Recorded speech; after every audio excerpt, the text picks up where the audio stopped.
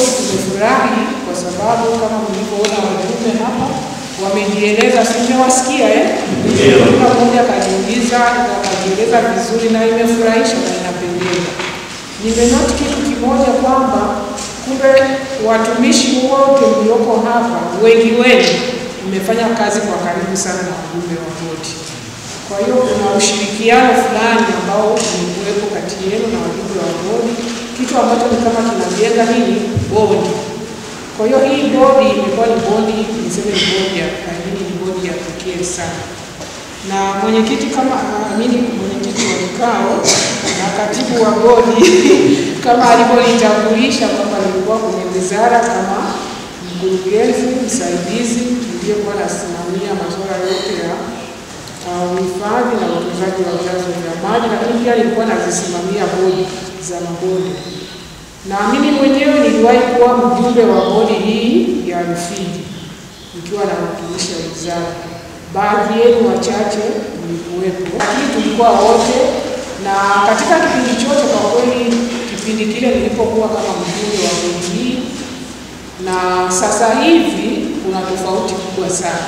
Hata mimi nimeona tofauti ni kubwa sana kwenye hii bodi.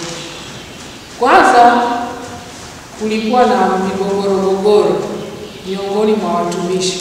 Ilikuwepo makundi yalikuwepo. Kwa hiyo hata nilipoteuliwa kuja kuwa mwenyekiti wa bodi nilikuwa namuuliza pia mkurugenzi yale makundi yapo au yamekwisha.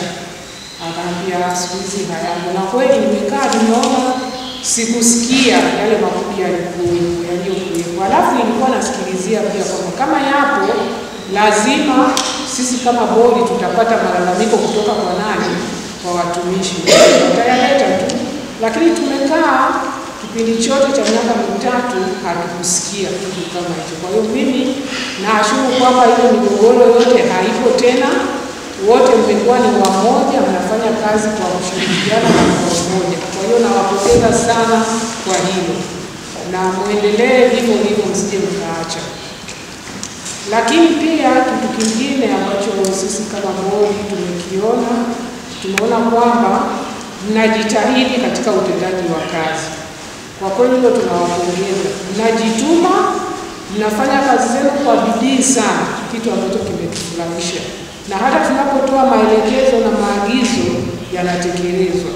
Kwa hiyo hiyo pia imetutia moyo kwamba watumishi waliopo kwa kweli ni watumishi ambao wameiva, wako vizuri. Na ndio maana hata bonde lina maendeleo mpaka sasa hivi. Sio lile bonde la zamani, lina maendeleo ya kutosha tu. Kwa hiyo nawapongeza pia kwa jitihada zenu, ila niwaombe pia kwamba mnafanya kazi nyingi na kazi nzuri sana, lakini huwa hamdokumenti kazi zenu na hamshare sana na watu wadau wengine ili kuona ni nini kinaendelea kwenye bonde.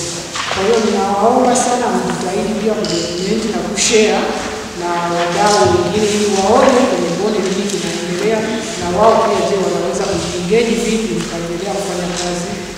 Kwa sio mazuri sana, ingawa majengo haya pia ukarabati wake umechukua muda mrefu. Sisi wakati tunaingia ukarabati ulikuwa bado unaendelea, ni kama ulikuwa umesimama. Lakini tunamshukuru Mungu kwamba katika kipindi hiki kazi iliweza tena kutake off na ukarabati ukaendelea, na mmepata ofisi nzuri na mtafanya kazi yenu kwa uzuri. Lakini pia naamini mnavitendea kazi ya kutosha.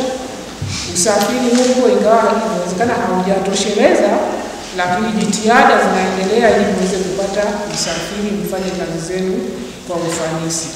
Kwa hiyo hilo pia limefurahisha na limetutia moyo. Sasa kinachobaki ni watumishi kwamba mnaendelezaje hili bodi. Maana kinachotakiwa msibishie hapa, mzidi kusonga mbele. Na kadri tunaposonga mbele mtafikia ile vision yenu inasemaje? Kuwa bonde la mfano Afrika au duniani. Kwa hiyo basi mjitahidi sana mje kuwa ni bonde la mfano duniani. Watu wengine waje kujifunza bonde la Rufiji kwamba wanafanyaje na kwa nini wamefanikiwa kiasi hicho. Changamoto zingine zilizopo kwenye bonde nyingi tumeziona na ni kubwa. Ni changamoto ambazo kwa kweli inabidi tu mjitahidi zaidi, kwa sababu hakuna atakayekuja kuzimaliza wenyewe.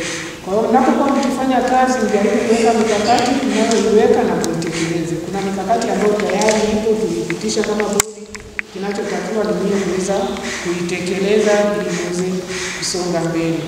Kuna changamoto ya rasilimali watu, rasilimali fedha, lakini pia hizo tulielekeza management wanaendelea kufanyia kazi, na muendelee na jitihada za kuandaa maandiko ili muweze kupata fedha badala ya kutegemea tu zile za serikali ambazo hazitoshi. Na muwe ni wabunifu. Najua mko mnasoma vizuri, mna elimu zenu nzuri kabisa, kwa hiyo mna uwezo wanaweza kusaidia mdogo ikawa na maendeleo ya kutosha. Na kitu kingine pia labda ni bwawa la Mwalimu Nyerere. Lile bwawa kama mnavyojua umuhimu wake kwa nchi, na ni bwawa ambalo liko kwenye bonde la Rufiji. Na hili bwawa naweza kusema kwamba ni fursa kwa upande mmoja, lakini kwa upande mwingine ni nini? Ni changamoto kwenu. Sasa ni nyie wenyewe mtakavyoona hii changamoto iliyopo inaweza ikawainua na inaweza ikawaangusha. Kwa hiyo mliangalie kama mboni ya jicho, mwelekeze kule nguvu zenu kuhakikisha kwamba maji yanaendelea kuwepo na ile bonde lisije kuathirika kwa namna yoyote ile. Wale mlioko kwenye zile catchments zinazohusika, jitahidini kufanya kazi kwa bidii ili kwamba maji yale yaendelee kuwepo, kwa sababu bila hivyo, kama nilivyosema, inaweza ikaja kuangusha baadaye.